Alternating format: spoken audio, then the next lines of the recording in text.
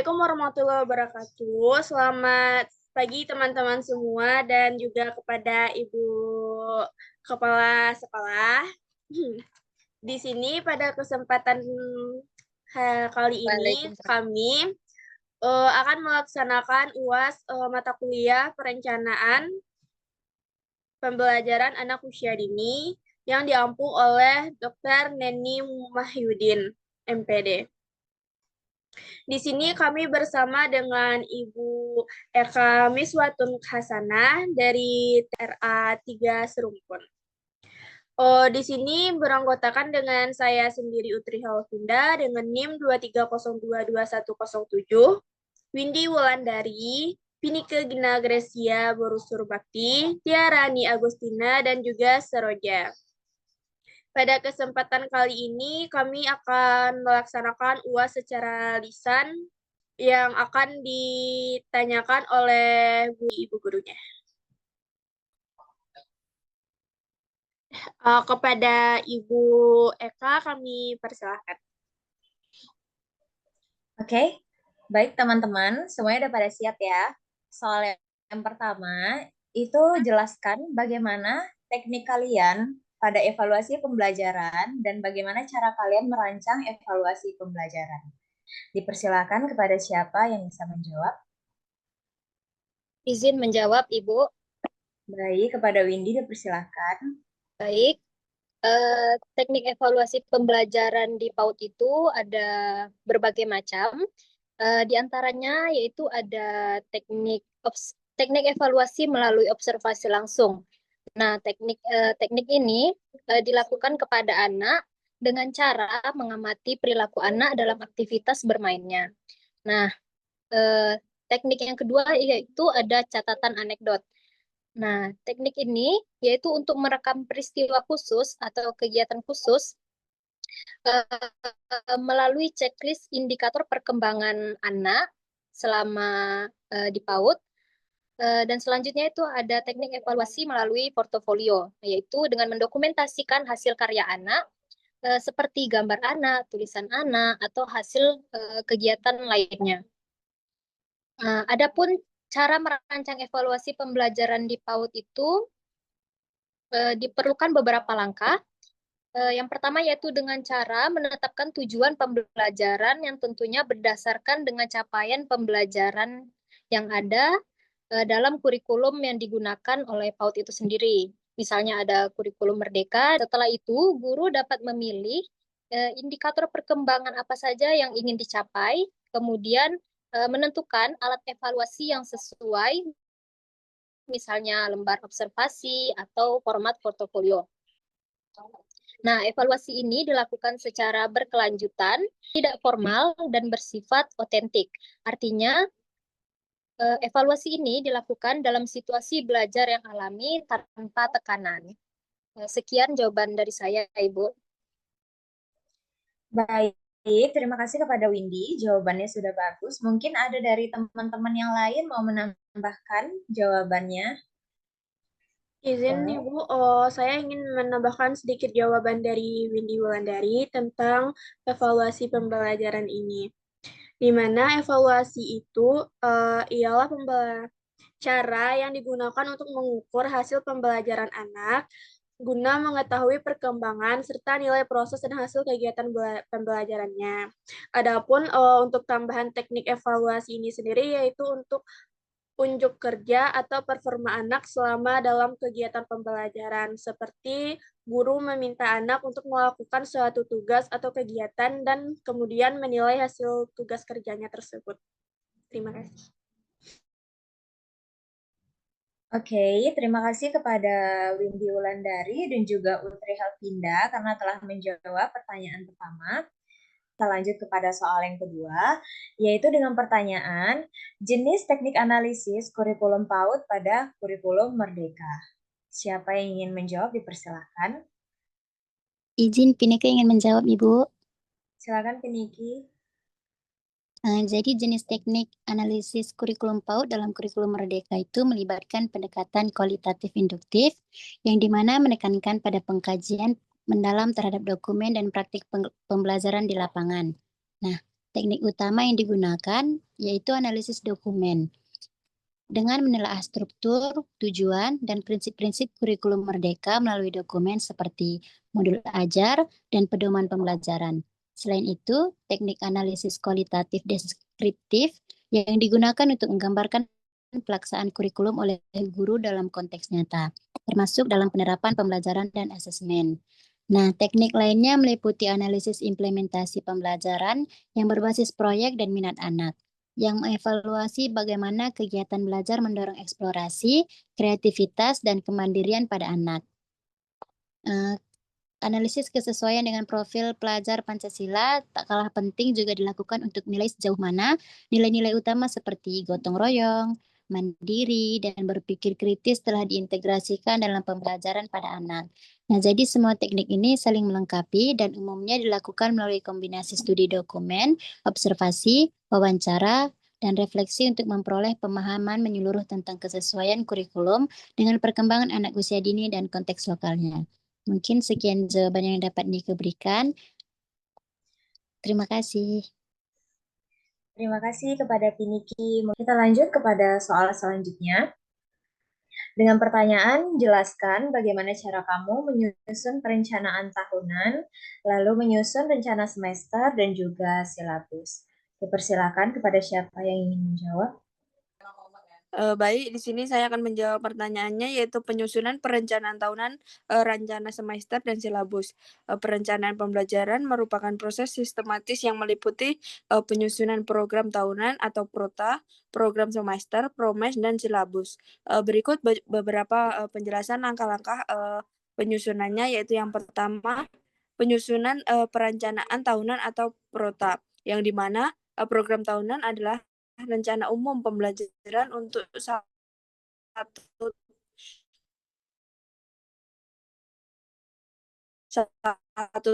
tahun pembelajaran yang memuat kurikulum dan silabus. Yang kedua yaitu membagi minggu efektif. Yang ketiga yaitu membuat format tabel program tahunan. Yang keempat yaitu memastikan seluruh materi pokok dan KD terdistribusi secara logis. Yang terakhir yaitu menentukan alokasi waktu untuk setiap mata pelajaran. Yang kedua yaitu penyusunan rencana semester atau promes, yang dimana program semester ini adalah penjabaran program tahunan yang lebih terperinci. Langkah-langkah penyusunan promes yaitu yang pertama yaitu mengacu pada prota dan silabus.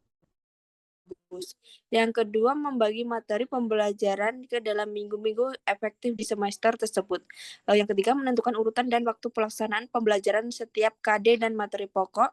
Yang keempat, yaitu menyusun jadwal kegiatan pembelajaran. Yang terakhir, yaitu menentukan bentuk penilaian dan waktu pelaksanaan. Yang ketiga, yaitu penyusunan silabus. Pengertiannya yaitu rencana pembelajaran yang mencakup inti. Langkah-langkah penyusunan silabus yaitu mengisi identitas silabus, mengkaji dan menulis kompetensi inti KI atau KD sesuai kurikulum yang berlaku, merumuskan indikator pencapaian kompetensi dasar, yaitu yang keempat yaitu mengidentifikasi materi pokok pembelajaran. Yang kelima yaitu menentukan kegiatan pembelajaran yang melibatkan proses mental dan fisik peserta fisik anak. Baiklah, hanya itu yang dapat saya jawab. Saya kembalikan kepada Ibu.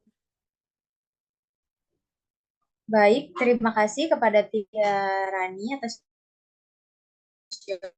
jawabannya. Boleh kepada teman-teman yang lain jika ada yang ingin menambahkan. Piniki ingin menambahkan sedikit.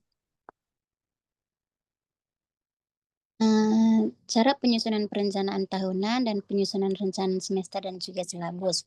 Nah, untuk perencanaan tahunan atau prota, itu berisi gambaran umum kegiatan selama 1 tahun ajaran. Di mana itu yang mencakup penetapan kalender akademik, tema besar, serta kegiatan khusus seperti pentas seni atau home visit. Nah, lalu ada juga rencana program semester atau prosem, yang dimana dijabarkan lebih rinci lagi daripada prota, dengan menetapkan indikator perkembangan anak, mengkaitkannya dengan tema, dan menyusun aktivitas mingguan atau bulanan. Nah, sementara itu untuk silabus ini berisi rencana pembelajaran yang lebih detail daripada Prota dan juga Prosem. Di mana ini yang termasuk yaitu tujuan, materi, metode, media, dan evaluasi.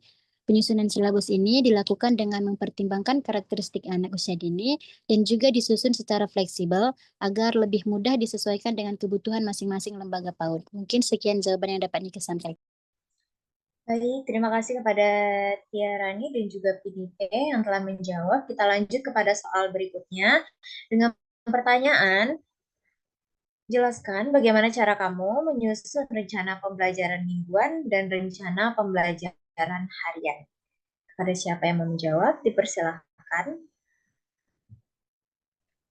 Baik, terima kasih Ibu. Izin Seroja untuk menjawab pertanyaan dari nomor 4. Di mana dari inti pertanyaan nomor 4 itu adalah bagaimana cara kita menjelaskan juga RPPH. Di mana yang kita ketahui dalam penyusunan perencanaan pembelajaran yang baik ini merupakan salah satu kunci utama untuk menciptakan proses belajar yang bermakna dan juga menyenangkan bagi anak-anak tentunya, di mana RPPM dan juga RPPH ini saling berkaitan dan disusun secara sistematis yang mengacu pada prinsip-prinsip perkembangan anak serta dengan kurikulum yang berlaku.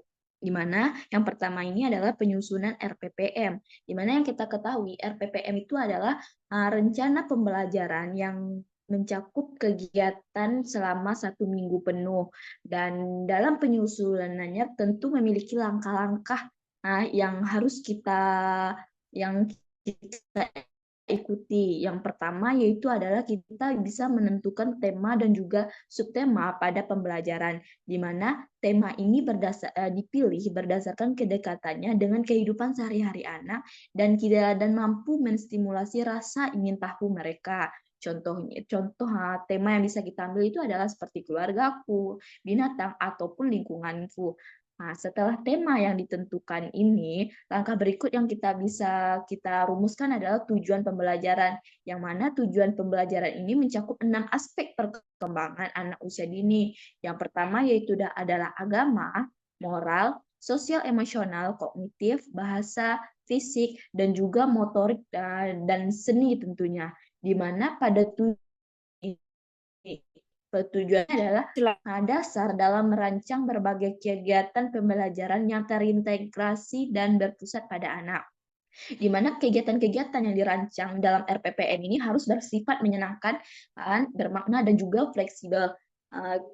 Kegiatan ini bisa disesuaikan berdasarkan kelompok bermain, sentra, ataupun kelas yang harus mempertimbangkan keberagaman karakteristik anak. Selain itu, di sini nantinya guru juga harus menyiapkan alat dan bahan yang sesuai dengan rencana kegiatan serta menyusun rencana evaluasi untuk menilai ketercapaian perkembangan anak selama 1 minggu.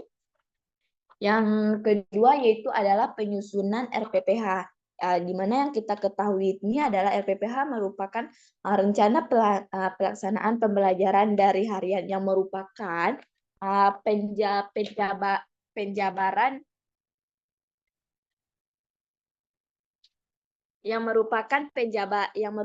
penjabaran dari RPPM, di mana penyusunan RPPH ini mencakup 3 bagian utama, yaitu ada kegiatan utama, kegiatan inti, dan juga kegiatan penutup. Di mana kegiatan pembuka ini bertujuan untuk menciptakan suasana belajar yang positif dan juga menyenangkan. Selanjutnya yaitu ada kegiatan inti yang difokuskan kepada anak dengan pencapaian indikator perkembangan anak. Dan dalam kegiatan ini nantinya guru akan merancang aktivitas yang dapat mendukung berbagai aspek perkembangan seperti mengenal angka dan juga huruf melalui permainan. Selanjutnya itu adalah kegiatan penutup yang mana dilakukan dengan memberikan penguatan terhadap materi yang telah dipelajari, menyampaikan apresiasi terhadap partisipasi anak, dan juga memberikan refleksi sederhana. dengan penilaian harian yang dilakukan melalui observasi dan juga pencatatan perilaku atau keterampilan yang ditampilkan anak selama kegiatan itu berlangsung. Baik, itulah yang dapat saya berikan jawaban atas pertanyaan dari Ibu. Saya kembalikan lagi kepada Ibu. Baik, terima kasih kepada Seroja. Mungkin ada dari teman-teman yang lain yang ingin menambahkan jawaban? Tidak ada. Oke, kita lanjut ya ke pertanyaan terakhir. Jelaskan bagaimana cara kamu menyusun bahan ajar untuk anak usia dini. Silakan. Izin Ibu, saya Putri Halvinda, izin untuk menjawab pertanyaan ini. Pertama-tama kita mesti mengenal dulu apa itu bahan ajar. Bahan ajar sendiri ialah segala bentuk materi yang disusun secara sistematis dan menarik untuk membantu anak mencapai perkembangan optimal sesuai dengan tujuan pembelajaran. Adapun bahan ajar untuk pendidikan anak usia dini yaitu mestinya harus menarik, sederhana, dan sesuai dengan tahap usia anak. Memfasilitasi mereka untuk bermain sambil belajar dan juga dapat digunakan langsung oleh guru maupun oleh anak-anak sendiri. Untuk langkah-langkah penyusunannya yaitu, yang pertama, kita mesti menentukan capaian pembelajaran dan tujuan pembelajaran, di mana kita lihat dulu capaian perkembangan anak tersebut dan apa yang ingin dicapai pada minggu atau harian dalam proses pembelajaran itu. Yang kedua ada menentukan tema atau subtema, di mana kita mesti memilih tema yang sesuai dengan prota, prosem, dan juga RPPM yang sudah ditentukan sebelumnya. Yang ketiga ada dengan menentukan materi ajar, yaitu materi ini haruslah sesuai dengan materi dengan capaian pembelajaran dan tema yang telah ditentukan sebelumnya. Materi tersebut juga harus relevan, konkret, dan mudah dipahami oleh anak-anak. Yang keempat yaitu dengan menentukan media, alat, dan juga bahan yang aman, menarik, edukatif, dan sesuai pada usia anak. Dapat berupa gambar, video, mainan edukatif, alat peraga, dan bahan alam. Yang kelima, kita dapat menentukan metode penyampaiannya. Dalam metode penyampaian ini, kita mesti memilih metode yang sesuai dengan karakteristik anak di PAUD. Contohnya saja seperti bermain peran, demonstrasi, bercerita, bernyanyi, dan lain sebagainya. Yang keenam ada dengan menyusun petunjuk penggunaan bahan ajar, di mana kita mesti memberikan keterangan cara penggunaan bahan ajar tersebut kepada guru dan juga anak-anak. Untuk contohnya saja, misalnya guru memperlihatkan gambar lingkaran, kemudian anak-anak dapat mencari benda yang berbentuk lingkaran di sekitar mereka.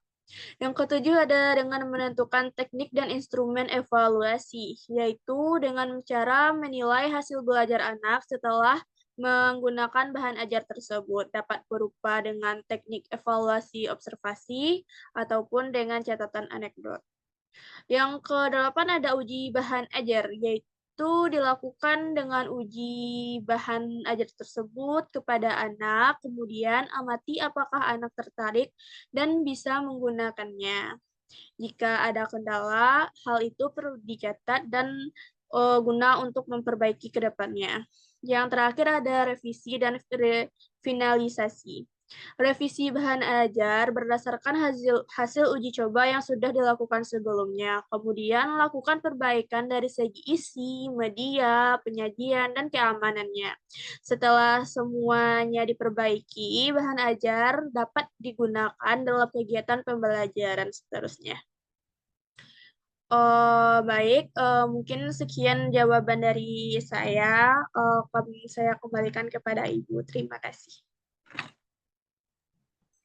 Baik, terima kasih kepada Utri. Ada dari teman-teman lain yang menambahin jawaban Utri?